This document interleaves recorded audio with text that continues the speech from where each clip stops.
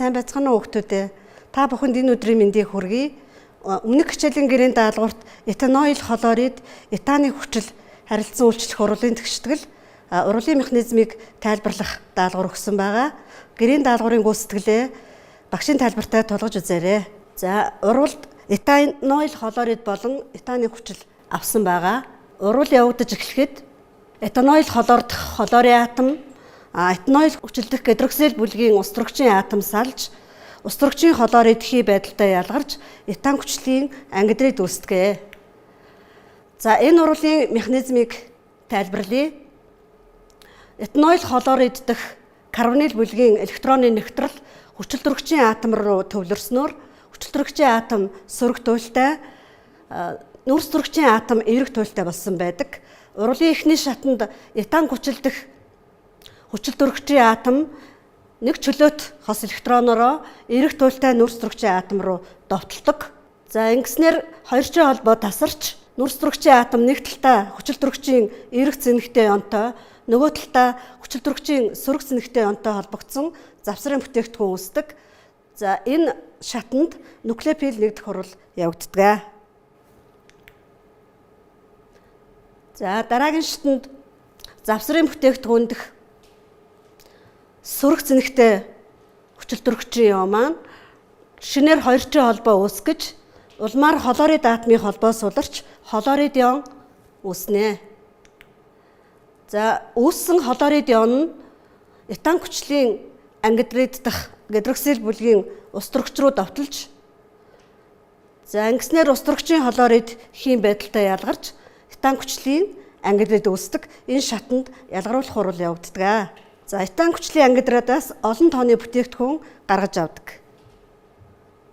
За, энэ урвалын механизмыг нэгтгэж үзэх юм бол урвал хоёр шаттай явдаг, 3 алхам дамжин явагддаг байх нэ. За, энэ урвалын тэгшдэглийг ерөнхий байдлаар харуулбал, за, нуклеофил урвалж нь чөлөөт хос электронтой атом агуулсан байна. Чөлөөт хос электронороо эерэг туйлтай нүрс төрөгчийн атом руу довтлоно. За, ингэснээр хлорид атомын холбоо суларч хлорид ион байдлаар үүснэ. Нуклеофил дэх устөрөгчтэй холбогдож устөрөгчийн хлорид хийм байдлаар ялгарч, за, бүтээгдэхүүн үүсдэг. Нуклеофилээс хамааран урвалын бүтээгдэхүүн олон янзаар үүсэх боломжтой. За, үүссэн урвалын бүтээгдэхүүнүүдийг химийн үйлдвэрт ашиглан олон төрлийн ахуй амьдралд хэрэгтэй бүтээгдэхүүнүүдийг гаргаж авдаг. За, үүний нэг чухал бүтээгдэхүүн ацил хлоридын хэрэглээний талаар судлая. За, ацил хлорид нь карбон хүчлээс илүү өрчимтэй урвалд ордог. Иймд ацил хлоридыг спирт, фенол, амин хүчилтэй харилцан үйлчлүүлж олон төрлийн бүтээгдэхүүн гаргаж авдаг. За, энд ацил хлоридаас гаргаж авсан бүтээгдэхүүний зургууд харагдаж байна. За, ацил хлоридаас этан хүчлийн ангидрид гаргаж авч, за, этан хүчлийн ангидридаас олон төрлийн бүтээгдэхүүн гаргаж авдаг. Тухайлбал хөдөө аж ахуйд хэрэглэдэг пестицид, хунцар, полимер, асприн, угаагч одсуудыг гаргаж авдаг. За, үүнээс асприны талаар судлая. За, асприныг салицилийн хүчил болон этан хүчлийн ангидридаас лабораторид гаргаж авч болно. За, асприн гаргаж авах туршилтын бичлэгийг үзье. За, 2 г салицилийн хүчлийг хунцар савнд жигнж авна.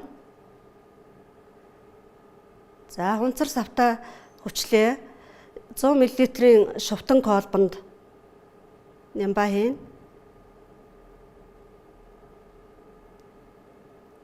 Таван мл этаны хүчлийн ангидридыг цилиндерт хэмжиж авна. Этан хүчлийн ангидрид нь эдэмхий шингэн байдаг.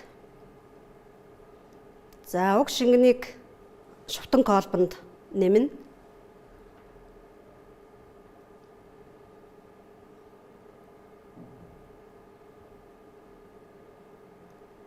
За, дээрэс нь 5 тусал концентрацтай хүрээ хүчил нэмнэ. Салицилийн хүчлийг бүрэн уустал зөөлөн сэгсэрнэ. Сайн сэгсэрч уусгана.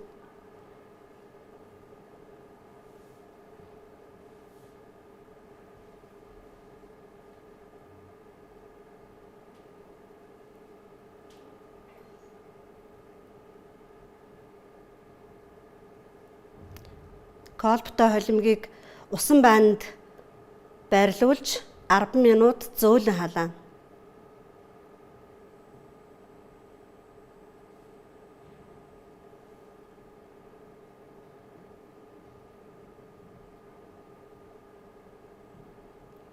Колбтой холимгийг өрөөний температурт хүртэл хөргөнө. Хутгана.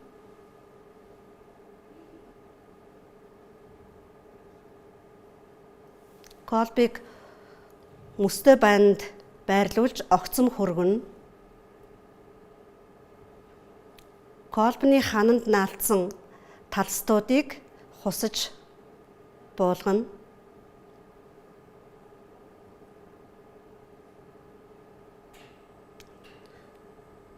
Аспириныг бүрэн талсчтал сайтар хөргөнө. Колбтой холимог руу 50 мл ус нэмнэ.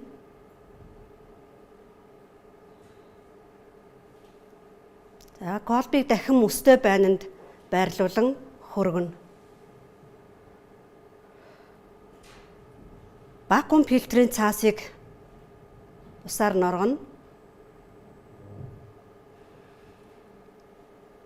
Талст бүхий уусамлаа шүүлтүүрийн цаастаа вакуум шүүлтүүрт шүүн. За вакуум шүүлтүүр нь носоос ашиглан ажилдаг. Хурдан шүүдэг.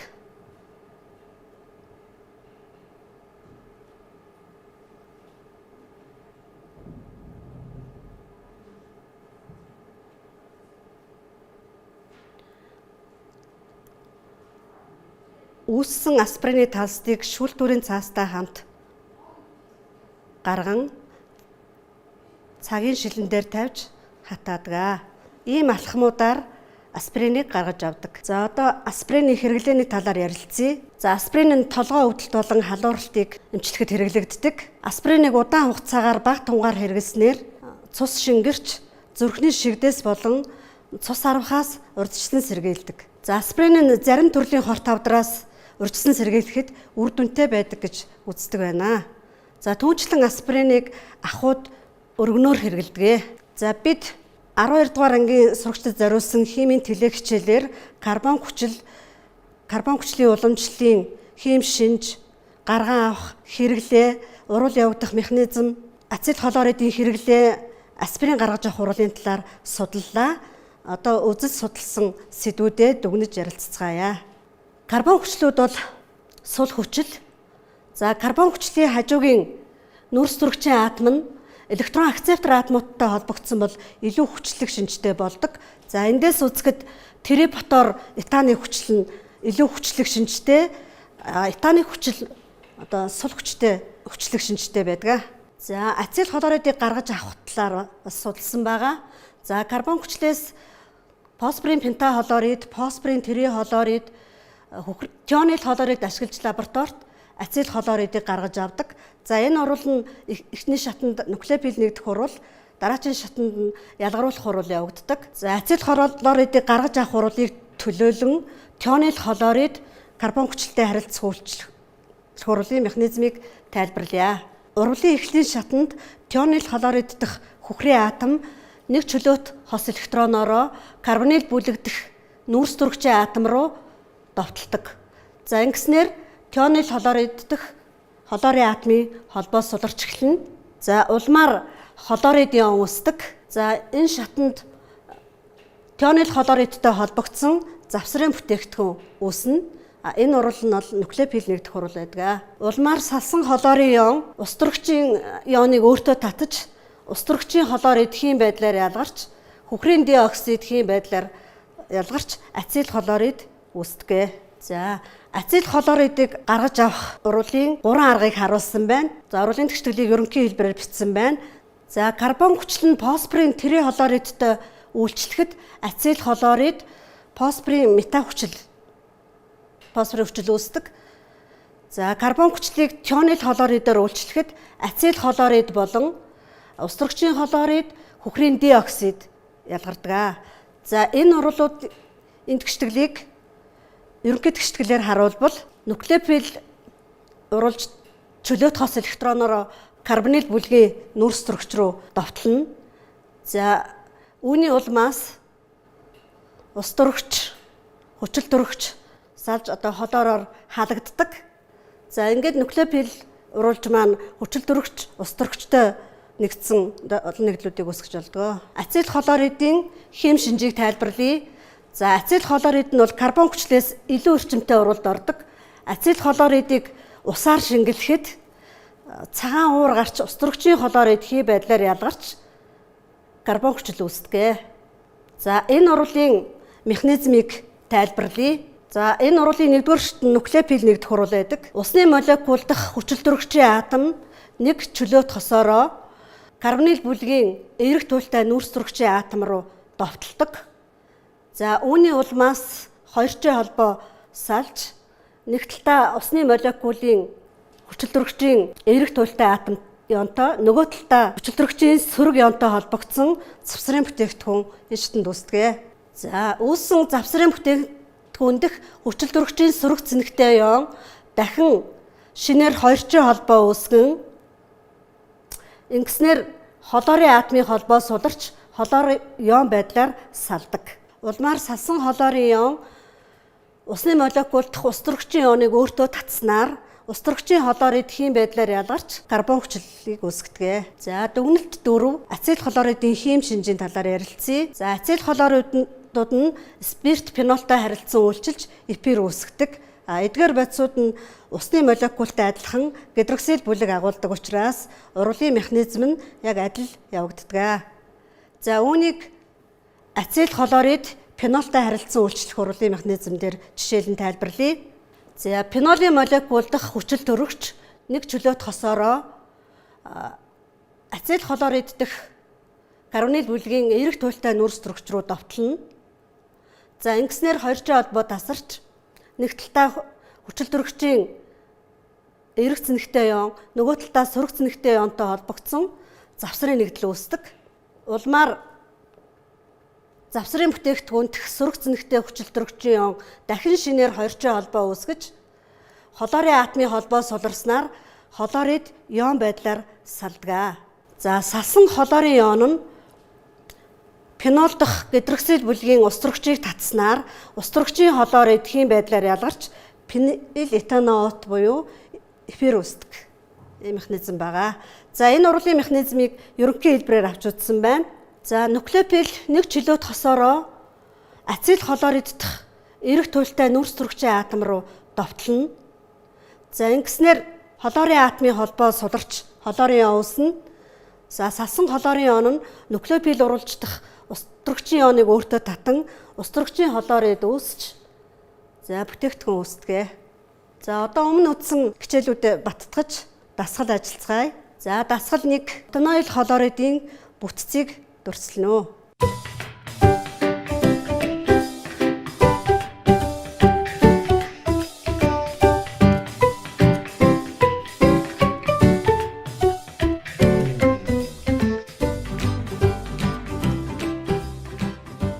За дүрслэн зурснаа багшихтай тулгаж үзээрэй. За бутаноил хлоридд бол 4 нүүрс зурагчийн атом оролцсон байна. За карбонил бүлэг дээр хлор суусан байх ёстой. За B1 бутаны хүчлээс лабораторид бутаноил хлорид гаргаж авах шаардлагадах урвалжийг нэрлэж томьёог бичнэ.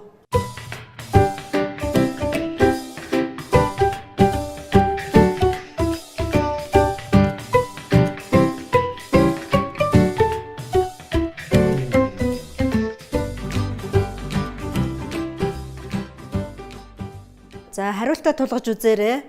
За шаардлагатай хуралж нь фосфорын пентахлорид, фосфорын трихлорид, хөхрийн дихлорид оксид байдаг. За дараагийн даалгавар B-ийн 2 бутаны хүчлээс бутаноил хлорид гаргаж авах урлагийн тэгшдэглийг бичнэ.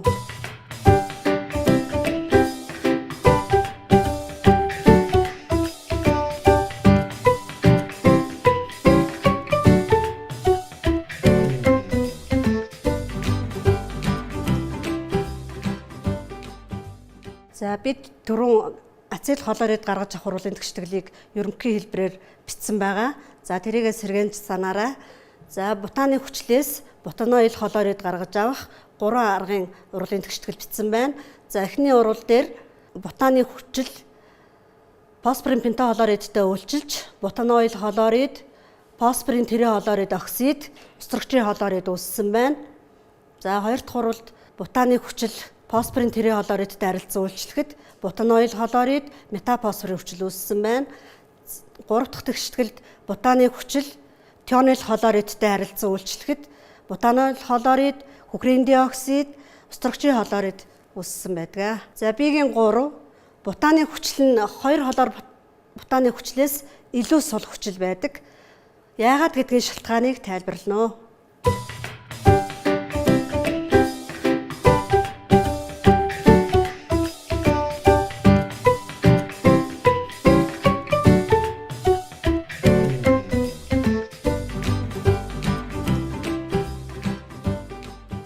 За байгуулалтын томьёон дээр харж үзье. Бутааны хүчлийн байгуулалтын томьёо, холоор бутааны хүчлийн байгуулалтын томьёо харагдаж байна. За холоорын атом маань электрон акцептор атом учраас электроныг өөртөө татснаар OH холбоо тасарч устрагч протон байдлаар хялбархан салж илүү хүчлэг шинжтэй болдог. За Б-ийн 4 2 холоор бутааны хүчлийн холбоосон томьёог дүрслэнэ.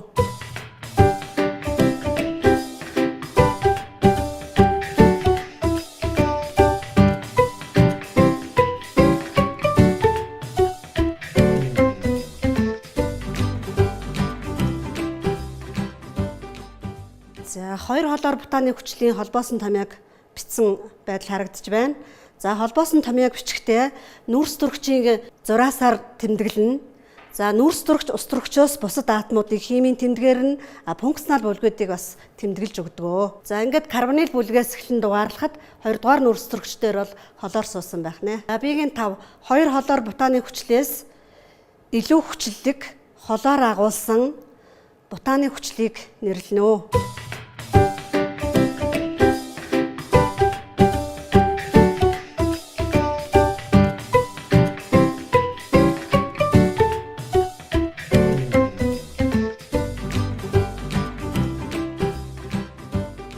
За эдгээр хүчлүүд бол 2 D холоор бутааны хүчил, 2 3 D холоор бутааны хүчил байх юм а. За дараагийн дасгалыг ажиллацгаая. Ацил холорид ба карбон хүчлийг хоёулангийн эфир бэлтгэхэд ашиглаж болдог. За А-гийн нэгт карбон хүчлээс этил этанот гаргаж авахд шаардагдах урвал явагдах нөхцөлийг заана.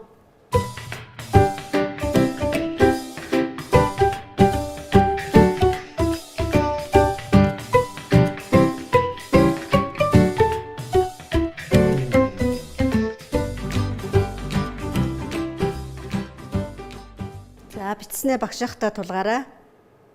За шаардлагатай хуралж нь этанол, этаны хүчил, катализатор нь концентрацтай хөрийн хүчил байх юм а. За дараагийн даалгавар этил этанот гаргаж авах урлагийн тэгшгэлийг бичээрэй.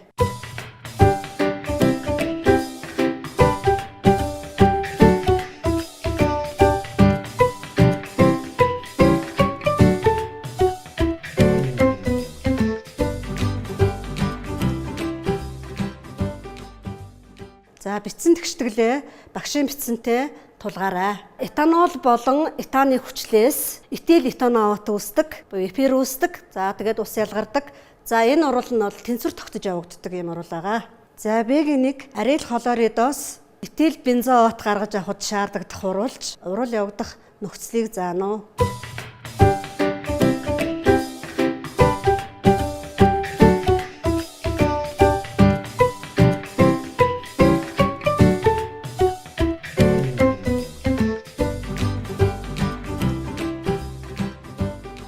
За өөрсдийн бичснээ багшийн бичсэнтэй тулгаарай. За энэ урвалд шаардлагатай хуралж нь этанол, бензоил хлорид. За урвалын холимгийг баг зэрэг халаажиж энэ урвал явагддаг. За Б-гийн 2 этил бензоат үүсэх урвалын тэгшгэлийг бичнэ.